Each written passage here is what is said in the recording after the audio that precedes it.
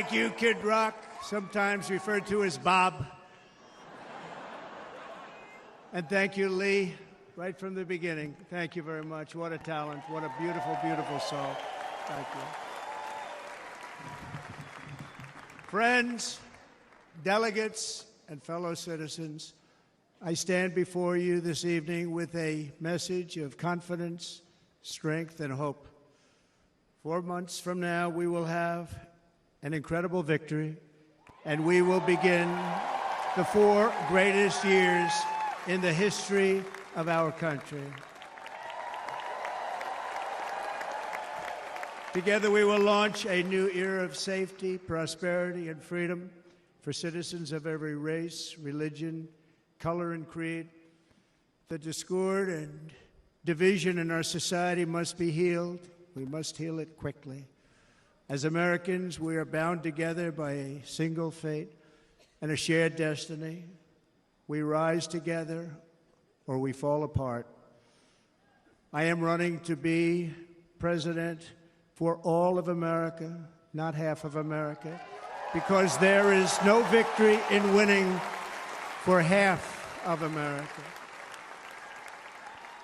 So tonight, with faith and devotion, I proudly accept your nomination for President of the United States. Thank you.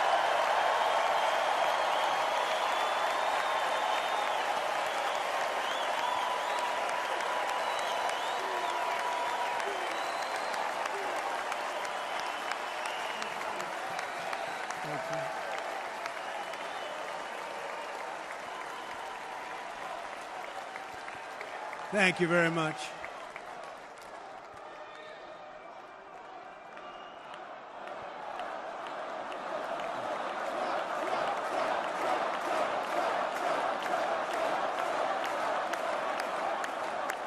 Thank you very much.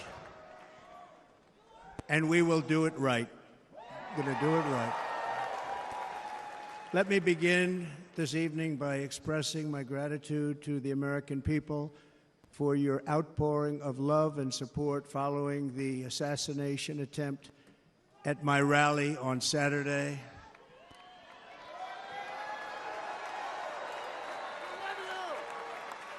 As you already know, the assassin's bullet came within a quarter of an inch of taking my life. So many people have asked me, what happened? Tell us what happened, please.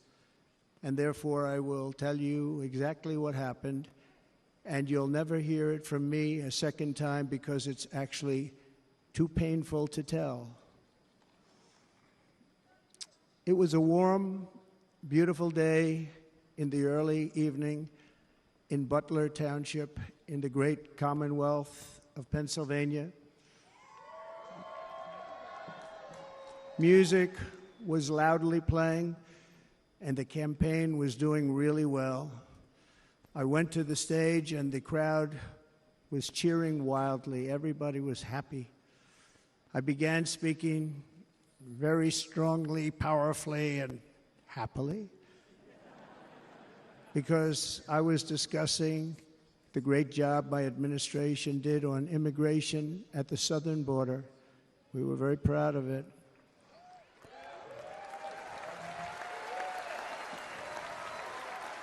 Behind me and to the right was a large screen that was displaying a chart of border crossings under my leadership. The numbers were absolutely amazing. In order to see the chart, I started to, like this, turn to my right and was ready to begin a little bit further turn, which I'm very lucky I didn't do, when I heard a loud whizzing sound and felt something hit me really, really hard on my right ear. I said to myself, wow, what was that? It can only be a bullet. And moved my right hand to my ear, brought it down. My hand was covered with blood, just absolutely blood all over the place. I immediately knew it was very serious, that we were under attack, and in one movement proceeded to drop to the ground. Bullets were continuing to fly as very brave Secret Service agents rushed to the stage, and they really did. They rushed to the stage.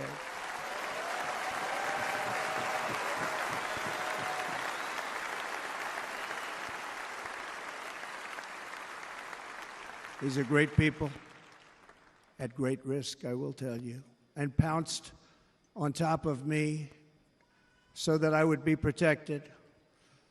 There was blood pouring everywhere, and yet, in a certain way, I felt very safe because I had God on my side. I felt that.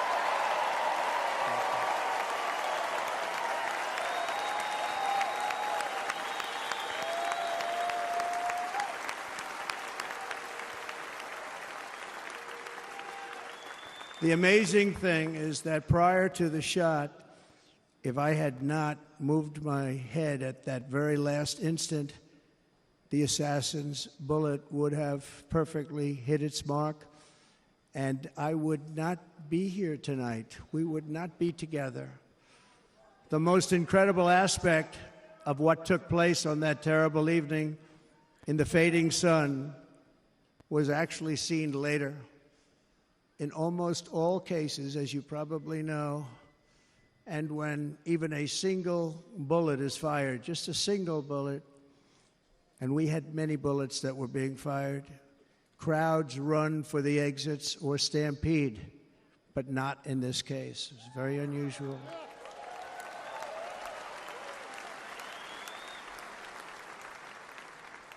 This massive crowd of tens of thousands of people stood by and didn't move an inch.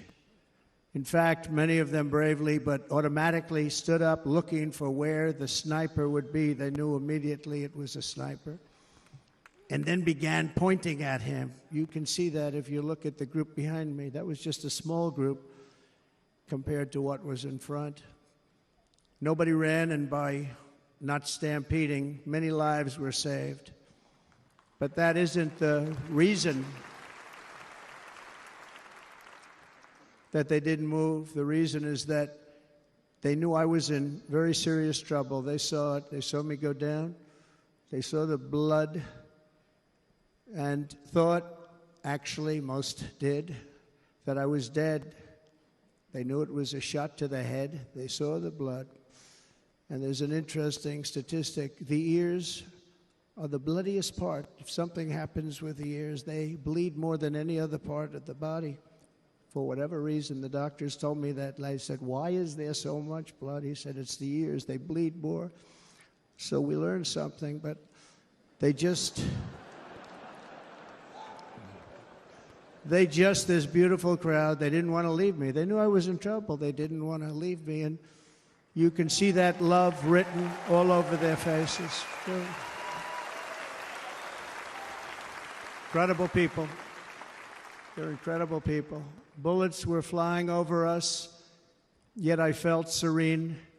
But now the Secret Service agents were putting themselves in peril. They were in very dangerous territory. Bullets were flying right over them, missing them by a very small amount of inches. And then it all stopped. Our Secret Service sniper, from a much greater distance and with only one bullet used, took the assassin's life, took him out.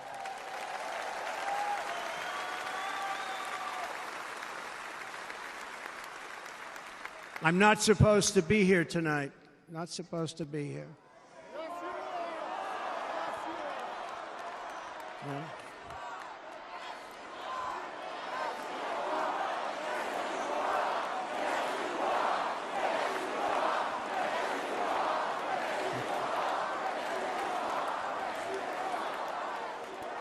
Thank you.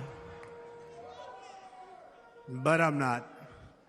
And I'll tell you, I stand before you in this arena only by the grace of Almighty God.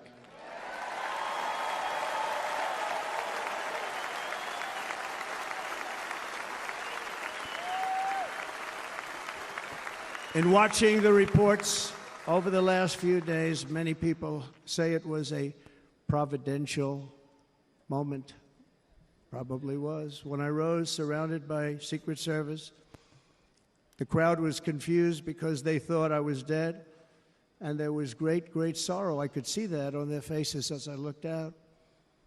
They didn't know I was looking out. They thought it was over.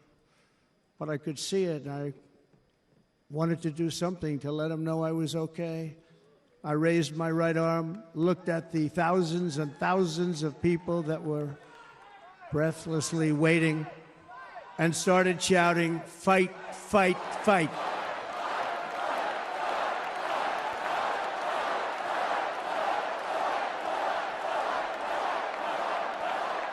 Thank you. Once my clenched fist went up, and it was high into the air. You've all seen that. The crowd realized I was okay and roared with pride for our country like no crowd I have ever heard before. Never heard anything like it. For the rest of my life, I will be grateful for the love shown by that giant audience of patriots that stood bravely on that fateful evening in Pennsylvania.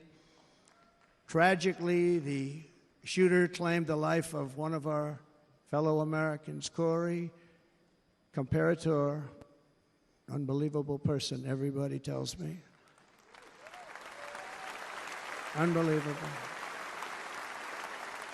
And seriously wounded, two other great warriors, spoke to them today, David Dutch and James Copenhaver, two great people. I also spoke to all three families of these tremendous people. Our love and prayers are with them, and always will be. We're never going to forget them. They came for a great rally.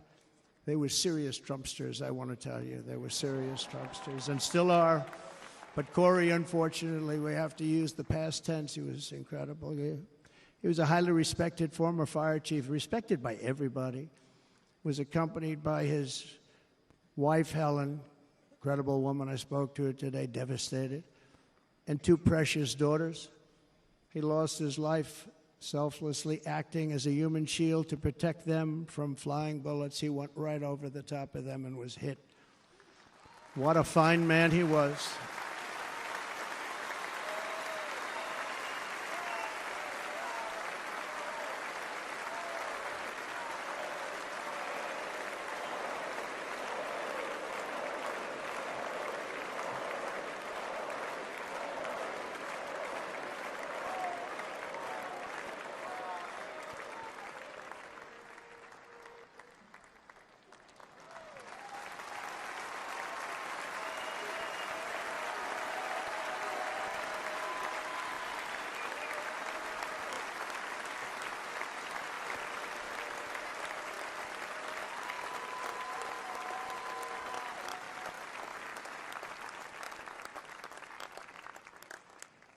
I want to thank the fire department and the family for sending his helmet, his outfit, and it was just something, and they're going to do something very special when they get it. But we did something which cannot match what happened, not even close. But I am very proud to say that over the past few days, we've raised $6.3 million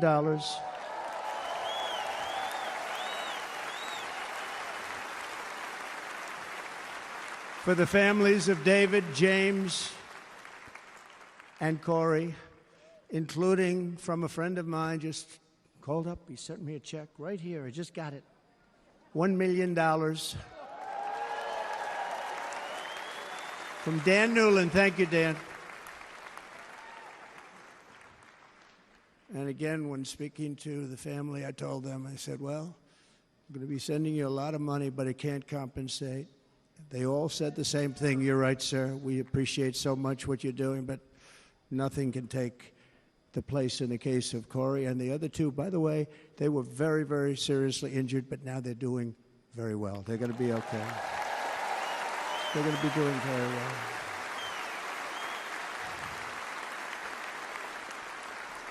They're warriors. So now I ask that we observe a moment of silence in honor of our friend Corey.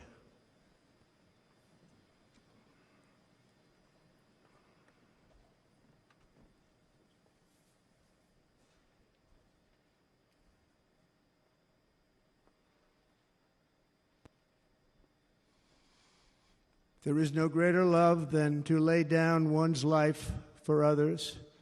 This is the spirit that forged America in her darkest hours, and this is the love that will lead America back to the summit of human achievement and greatness. This is what we need.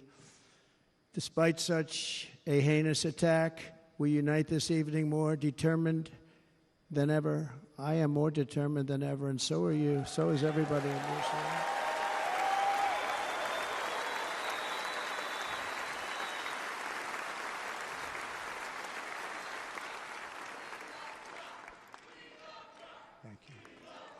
Thank you very much.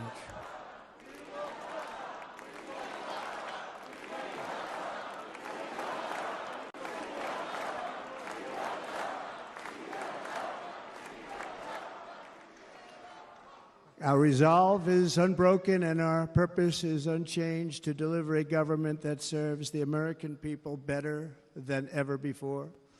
Nothing will stop me in this mission because our vision is righteous and our cause is pure. No matter what obstacle comes our way, we will not break, we will not bend, we will not back down, and I will never stop fighting for you, your family, and our magnificent country. Never.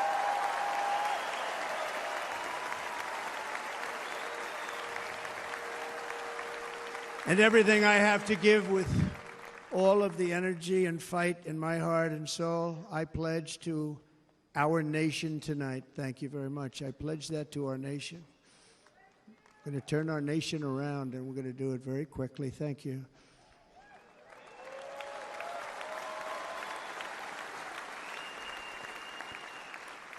This election should be about the issues facing our country and how to make America successful, safe, free, and great again.